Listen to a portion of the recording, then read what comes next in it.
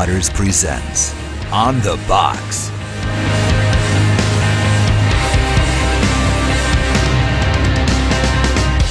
Good afternoon, everybody. Welcome to another edition of On the Box. It is May 3rd, 2011, and this marks our first full day in Israel. In fact, while you're watching this, we are traveling to places like Caesarea, Mount Carmel, Nazareth, Cana, and Mount Arbel. And I hope you're praying for us while we are in country. Hopefully by now none of us have been arrested yet. And this is not some type of memorial broadcast of any kind. With me today is Pastor Steve Sanchez from Hope Chapel Church in Hermosa Beach, California. We're going to introduce Steve in a little more detail here in a moment. Today's giveaway, we're giving away a couple of packs of our Celebrity $1 Trillion bill. Email us at onthebox@livingwaters.com. On the box at livingwaters.com. Full name, full address. Please include your zip code and enter once, please. And we were going to give away 3 sets of 2 packs of $1 Trillion bills. Not $1 Trillion bills, the Celebrity Millions. And we'll be announcing via email who those winners are, since we're not live today to be able to do that on the show. Visit our blog, onthebox.us, onthebox.us. Hang with us at onthebox.us. We're always posting blogs there, articles, questions we can't get to on the show. We try to answer those on the blog. Steve Sanchez, he's affectionately known as The Pusher. The Pusher. The Pusher in Academy Circle. Steve's one of our team leaders at the Ambassadors Academy. He has a perfect 100% record. Everyone who's on his team eventually gets up on the box to proclaim the gospel in the open air during the academy. But instead of describing Steve further with words, we thought we would show you Steve in action. Take a look. A slice of Steve. A slice of Steve. You ready? What is America's favorite cookie? Chocolate chip. Favorite cookie? Who's got chocolate chip? Wrong. Triple chocolate. Yeah, no, very good. No. Sugar cookie. No. Oh, no, no. Oatmeal. Oh, close. Starts with an O. Come on up. Get your dollar. Big hand. Yeah. Big hand. There we go. All right. One more for $1. What color is the center scoring zone of an official archery target? Lousy question. Red. Yellow. Red. What? Red. No.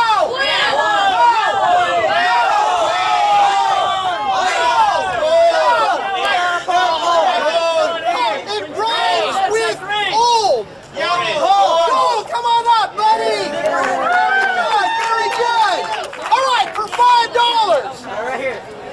I want to find out who out there is a good person. Raise your hand. Who out there is a loud good person? Who out there is obnoxiously loud? How about you? The stocking cap. Come on up. $5 right there. You got a stop. On the box. On the box. On the box. On the box. On the box. All right. $5. We're going to ask you a few questions. See if you're a good person. And if not, we're going to give you $5 anyway. How does that sound? We're just like the government. They passed the budget yesterday. They're going to give out money. Woo! There it is. Not yet. Okay. What's your name? Jack. Hi, Jack. You have to speak loudly. I'm going to ask you a few questions. They're simple questions, and you just have to answer them. I'll give you $5. Are you ready? All right. All right. Commandment number 9. Have you ever heard of the 10 Commandments? Yeah. Do you Don't think steal. you kept the 10 Commandments? Do you No. think you kept them? No. That's God's standard of moral goodness. Are you ready? 9th commandment, do not lie. Have you ever told a lie? Yeah. What does that make you? A liar. A liar. Give him a big hand for being a liar. You have a great future in politics. 8th commandment, do not steal. Have you ever stolen anything? Yeah. What does that make you? A stealer. A stealer. No, they lost the Super Bowl 2 months ago. What does it make you if you steal? Rhymes with leaf, starts with th. Thief. Good job. This man is a budding president. Oh, excuse me. 7th commandment, do not commit adultery. But Jesus said even if you look with lust, you've committed adultery already in your heart. Have you ever done that? Have you ever looked at a woman with lust? Yeah? Yeah, that's according to Jesus, that's adultery. One more, are you ready? Yeah. Commandment number 3, do not misuse the name of the Lord. Have you ever used God's name in vain? Yeah. Use his name as a cuss word. Yeah. That's called blasphemy. That's very serious. Think about it like this, ladies and gentlemen. We don't misuse our dog's name, do we? We don't misuse our mom's name or our dad's name. But we misuse God's name who's given us life and breath and everything we have. So, Jack, by your own admission, I'm not judging you, but by your own admission, you're a lying thief, a blasphemer, and an adulterate and you have to face God on Judgment Day. If God judges you by the standard of the 10 Commandments, you've broken 4, are you guilty or not guilty? Yeah, I'm guilty. Yeah, you're guilty. How many of you think he's guilty, right? He admitted it. He's broken 4 of those commandments. So, let me ask you this. If you died right now, Jack, would you go to heaven or would you go to hell? I go to heaven. You go to heaven. How come? Because I'm a good guy. You're a good guy, but you just admitted you've broken 4 of God's commandments. You're a lying thief. I'm working on it. Hey, let me give you God's standards. What are you saying? It doesn't matter. What doesn't matter? It doesn't matter if he's honest with the Watch your Lord. language. We have kids here. I know I am. If he's honest with the Lord, if he's honest with how he believes, it doesn't matter if he's been dishonest with the Lord or if he's just discouraged the Lord. This man right now is swearing up a storm. May have been drinking a little bit, right? What is that?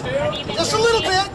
And he's saying it's okay, you can do whatever you want, say whatever you want, and he's going to go to heaven. Jack says he's a good person, even though he's admitted to breaking 4 of God's commandments. He's admitted to being a liar, a thief, a blasphemer, an adulterate heart. Have you ever hated anybody? The Bible calls hatred murder. So now you've added murder. Have you ever said no Have to you your ever parents? hated anybody? Have you ever said no to your parents? Hey, hold on. Have you ever hated anybody? Hated, I have. Have you ever dishonored somebody? Watch your language. You must be perfect. Are you perfect? No, Go. because you...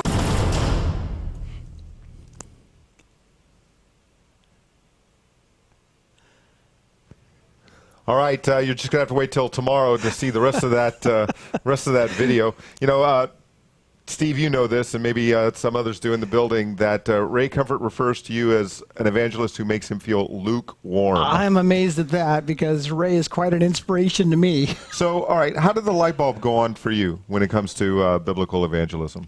We invited Ray to our church to speak Hill's Best Kept Secret. And about how long ago was this? This was that? about 6 years ago. 6 years. Actually, it was July 31st, 2005. I remember the date.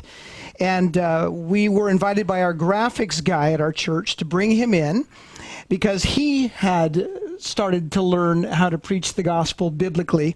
And the tagline I remember was, "Learn the lost key that is guaranteed to unlock the heart of a sinner." And I thought, yeah, right. This is another one of those Christian come-ons like 30 days to a more fruitful prayer life or 10 days to a slimmer Christian you. And I thought, here's another one of those. But Ray comes, he speaks. I'm listening for the first 5 minutes, and then like most people in the congregation, I started thinking of something else. But then the light bulb went on over my head about halfway through. And I started listening, and I said, oh my, I understand. I'd been evangelizing for 1.5 years using the God loves you, speaking about whether you'd go to heaven or hell, but not knowing how to get them to that place where they'd be concerned about their eternal destination. When I heard this, Ray Comfort gave me a pack of $1 million bills. I didn't really hand out a lot of tracts. People were happy to get those, and I took off from there. Yeah. And so has our church since then. We've handed out nearly 3 million tracts since that time, July 31st, 2005. Wow. We have $100,000 million bills left out of 2.5 million. Wow. So that's pretty amazing. We have a lot of viewers who are evangelists. They go to churches where they're struggling to get their pastor on board, struggling to get other people in their church out. How did that start for your church? How did you go from being a church that wasn't out there proclaiming the gospel in a biblical way on a regular basis to now literally handing out millions of tracts? I had to be the one. At our church, I had to be the guy to go out every week. I was alone for probably a good year and a half, and I was committed to doing this. And I made a commitment to do it every day. If you do something every day, you're going to get better at it. And I also have a pastor who is very evangelistically supportive. And he shares his faith. and he's very, very encouraging to me. And he let me make tons of mistakes, from having irate people in the community call on occasion to congregants not agreeing with the way I was doing it. But he understood this is all part of the process. So it's good to have a pastor who supports you. If you're the evangelist in your church, you do it, and do it every day, no matter what. Do it every day, and you're going to learn everything that we all learn here. Right. Because we have the same Holy Spirit, and he's going to be just as creatively passing on that information to you as he does to us. Now, for some time now, you've been doing a variation of the Way of the Master Basic training course at your church. How many people have now gone through that training? Probably 1,000 people. 1,000 people have gone through it. We've been doing that since 2006, and we have packed them in. Now we're getting down to about 10 to 30 people a class, but people still come on in, and we want other people from other churches to come in and learn these same principles as well. It's about training them up in their churches so their churches can be on fire. It's not about us at Hope Chapel. Right. It's about the community of believers going out there on the streets. Sadly, we go to so many places. We go 3 times a week, and we see virtually no Christians out there sharing their faith apart from our team. So there's lots of room on the streets. So you go out 3 times a week. What are your regular fishing holes? We go to a college on Thursday, El Camino College. And Chad and I think are going to start going with you on Thursdays. That's right. It's about 20 minutes away from here. And that is probably our most productive place, because we have great conversations. People are receptive. They're there to learn. So since they don't give an accurate portrayal of Christianity in the colleges, since they're dominated by atheist professors and the like, we're there to show them the other side, the right side, the true side. On Fridays, we go to a local pier called the Redondo Beach Pier, and we go out for our hour of power. And they go out there for just 1 hour, and that's our friendliest gathering. On Saturday is our big event. We go to anti-war protests, Rose Parade. We've gone, I think, to 12 parades since November. So there's a parade nearly every month here in the LA area. And every place that Satan gathers sinners, we're there. Wow. We're thankful to be there, too. We have great freedom. All right. Now, Chad, you were doing some of the videoing from the open air we watched, and that was just this last Saturday, right? That's correct. It's last Saturday. So for you folks out there, you know, it's a little bit more into the past, but yeah, real recent. Oh, that's true. Yeah. All right, so set it up for us a little bit. We're going to spend some time talking about some of the things we saw in that open air. What was the day like? A, B, C? Boy, I would call that day a B. Now, we've reserved the A days for, you know... the second coming. Yeah, second coming, people getting down on their hands and knees, repenting. So, you know, that was one of my favorite days. I go walking up. I didn't know Steve was actually going to be there. And when I see Steve Sanchez, I get so excited because he fires me up. He gives me so much energy because he's so... he has so much zeal. Watching him open air is like one of the most exciting things to do. And I'm filming it. I'm all up close in there. I was one of the guys filming. And it's probably one of the favorite videos that I've had that I've ever cut up. So, you know, it was a great day. Your question was, what was it rated? A B. A B? Okay. All right, Steve, you had how many of your people from your church out there that day? I think we had about 15. 15? 15. That's the highlight of our class. We take them out once to go meet Ray Comfort. They get to have their books autographed, and they get to meet and get their picture taken with him. So we're real blessed to live within an hour of Huntington Beach. Yeah. So it's a highlight for a lot of the people to go down there. Hey, now, kind of going on. I'm sorry, I didn't want to jump on you, but we put the word out that we're doing this recorded show on Facebook. So, you know, here's a relevant question from Josiah Teeple. He asked, what is the strangest witnessing experience you've ever had? Now, if that was my own witnessing experience, you know, up there on the box that you were having there, Steve, that would probably rank up there in the top 5 of them. But I bet you've got even stranger ones. Quite a few, since we like to go out and look for those kind of events. I think there's this video on YouTube called Bloody Liberty and the Man in Fur, and she was dressed as a Statue of Liberty. Bloody Liberty. So people can look it up. Bloody Liberty and the Man in Fur. So you can go to my Pastor Steve at Hope YouTube channel and find that, or go to my blog, stonethepreacher.com, and it's there. But this lady was dressed as the Statue of Liberty, and she was covered with blood. This is on Hollywood Boulevard, and there was a man. It makes sense. Of course, it makes sense. And this man was full of fur. He just had a big fur coat, and he wasn't a transvestite or anything. It was Halloween. And they would not answer my questions directly, and whatever I would ask, they would spin it around and turn it back on me. And I realized when you talk to really weird people, for one thing, you're not going to get much out there, so you can just preach the gospel in a gentle way. And all I did is I lowered my voice. As they got louder, I lowered my voice and spoke to them. And that was pretty interesting. And preaching to the to the Hare Krishnas at last year's Ambassadors Academy was pretty fun, because as we preached the gospel, they ran away. They danced, they were happy, and then they left. So something happened there. Now, was it at the Rose Parade? We share this clip at the academy, every academy, where you're trying to preach to a band. That was actually the Chinese New Year's parade. New Year, okay. That's right. And you discovered some very important information after you started to try to preach to these folks. What was that? Oh, that's right. I was preaching wholeheartedly to this group from Beijing. They were a band brought in from Beijing, and they weren't responding. They weren't reacting. They weren't getting mad. They were looking at me somewhat confused, and then I realized 3/4 of the way through, oh, they probably don't speak English. And they didn't, because they're from China. So it's good to know your audience before preaching the gospel. So, Chad, you'd mentioned that what happened that weekend, the open air that we were just watching, that would have ranked in your top 5. What are some of the other strange encounters you've had? Oh, I think that one time when we were doing open air out of state, there was a guy that had gotten a hold of my military ID card. Yeah. And I can't give too much details on this, but the guy, he basically, he took off. Because the Statute of Liberty or statute of limitations hasn't run out yet? Something like that. He took off running with my ID card. And, you know, I don't need to explain how he got a hold of this ID card, but I basically had to go chase him down, stop him, and there was some chanting going on in the audience. Yeah, choking people out for Jesus. That was probably one of the strangest open airs I've ever had. But I ended up giving the guy a big fat hug. We got along. He was inebriated. He was doing some drinking. Another one was, this is long before I ever had mentioned to anyone during my open airs that I was a SEAL. So there's no way I know of that anyone in the crowd could possibly know how I was a Navy SEAL. I don't mention it. And a guy came up to me afterwards, and he had a conversation with me. He says, Chad, you know, I saw what you're doing up there, and I just want you to know something. He goes, you know how Navy SEALs, they train and they practice things over and over and over and over before they go to war? He says, you need to be like that, but in evangelism. You need to be a Navy SEAL for Christ. And I was like, wait a minute. What did you just say? And he said, you got to be a Navy SEAL for Christ. And I was like, hold on.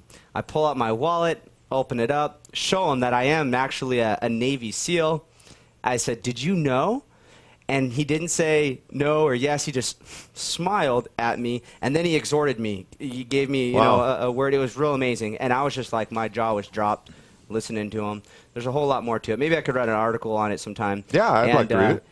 He turns around, walks away, and never saw him again. It's like, whoa, that was, wow. Wow. Probably one of the strangest witnessing encounters I had was in Tulsa, Oklahoma. I think it was 2005. I was then serving with 10-4 Ministries. I was out there on a mission trip to the law enforcement community out there. And I was riding with an officer, and as we started the shift, I said, hey, you know, if you get in any trouble, you know, run into any problems with anybody, I'm not just going to sit and watch. I'm going to be in there helping you out. And so we got a call over to a bus stop of someone acting strange in downtown Tulsa. And we get there, we find the guy, and the officer I'm with, he asks the guy for his ID, and the guy decides, well, he doesn't want to stay anymore. So now we're in a foot pursuit.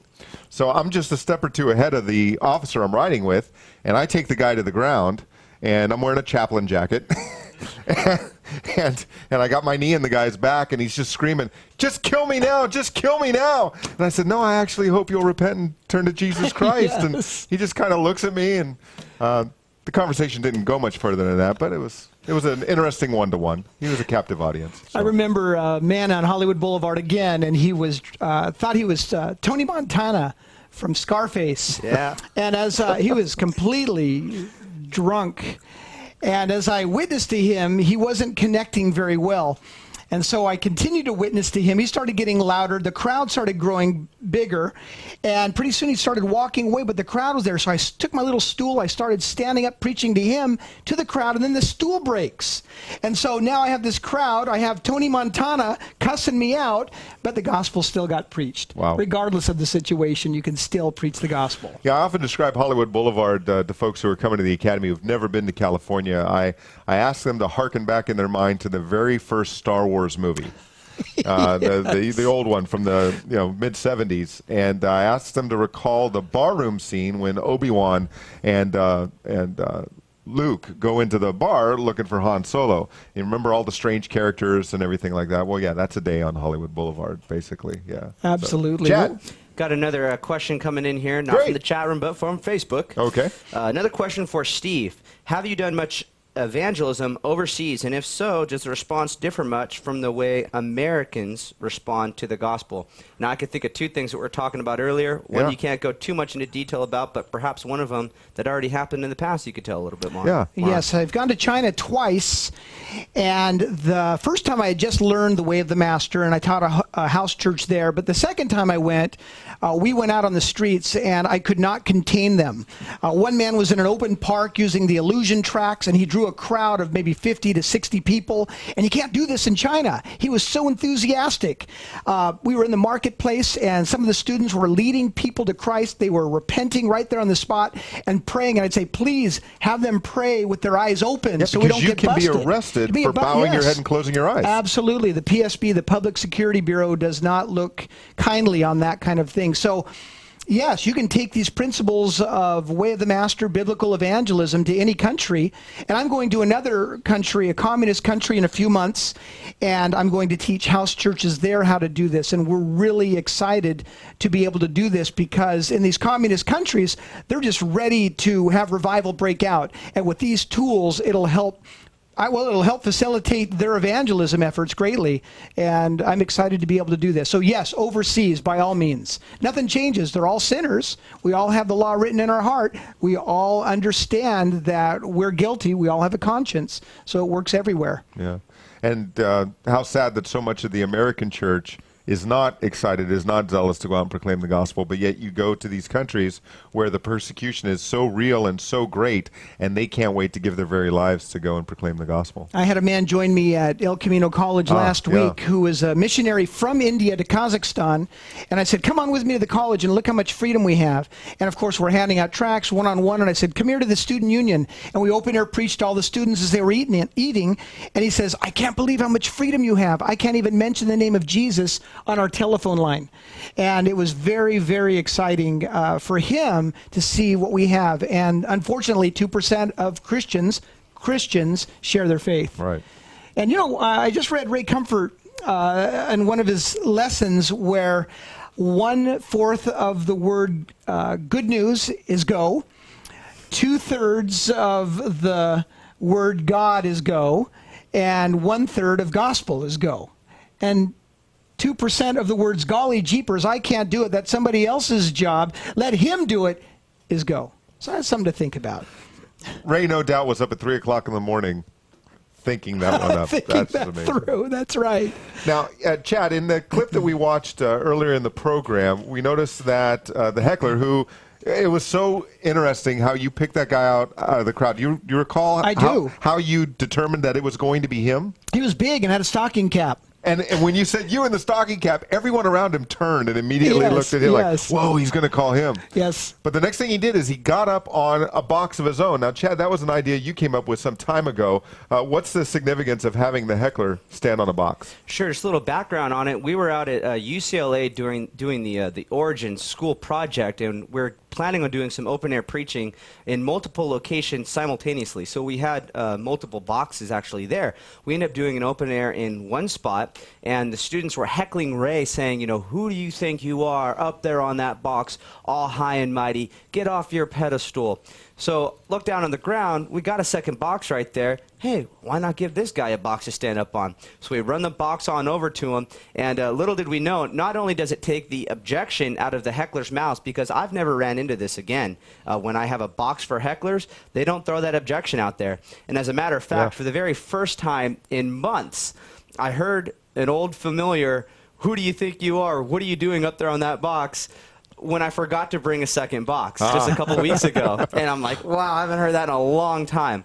So number one, it takes the objection out of the heckler's mouth. Number two, it draws even more of a crowd. You think one person up on a box can draw a crowd. Wait till you see two people up on a box. I mean, just imagine being a spectator. You're walking by, and you see these two guys standing on boxes with a crowd of people around them. You know, curiosity is just going to, like, wow, what is going on? You're going to want to go and find out.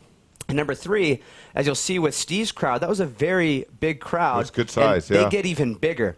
Could you imagine if you're dealing with a heckler, you see them, but what about the other people in the crowd? Can they see the heckler when you have a sea of people that you're dealing with? They can't, and they get frustrated. They'll just want to walk away. They become disinterested because they can't see who's talking. So raising the heckler up on a box makes it so that everybody else could see as well. So three real powerful things have come out of it. It takes the objection out of the heckler's mouth. Number two, it draws even more of a crowd, two people up on a box. And number three, everybody could see the heckler, keeps everybody more interested. Now, on the heckler box that you use out there on the street, Chad, you have something written on top of the box that you have the person read. What is that? Yeah, just paraphrasing. Essentially what it says is stand on this box at your own risk. And also on the writing there, it says that you're being filmed and that we might potentially use this footage for TV and or any other media formats. Do you agree, yes or no? And on the videotape, we usually get a verbal yes or no. From the folks. Yeah, certainly in a sue-happy country like the United States, I mean, I can just envision someone, stepping off the box and, twisting their ankle or something or claiming that they did, and next thing you know, they're suing evangelists for injuries like that. That's why I only do it at the Living Water site. Is that so? Note to self. Note to self. All right, now we only got about a minute left, and again, if you are selected to be one of the winners of today's giveaway, we're going to email you to let you know that. And you don't want to miss tomorrow's program, because what you saw today in the video is just the start of a really remarkable open air. And tomorrow we're going to focus on how to deal with an obnoxious hecklers. So you're not going to want to miss that program. The police did come. We'll share with you what happened with that as well. And Steve will be joining us again tomorrow. We'll be taking more questions, maybe out of Facebook or somewhere else, and we'll be chalk talking that open air. So on behalf of Steve, thank you very much for being with us today. You're welcome. My pleasure. All right. And on behalf of Chad, be encouraged, strengthened, and unafraid. Proclaim the gospel. Amen.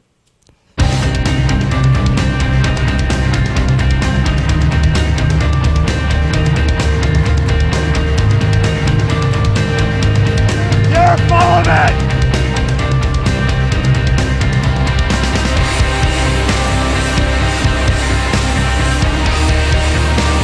Living Waters presents On the Box.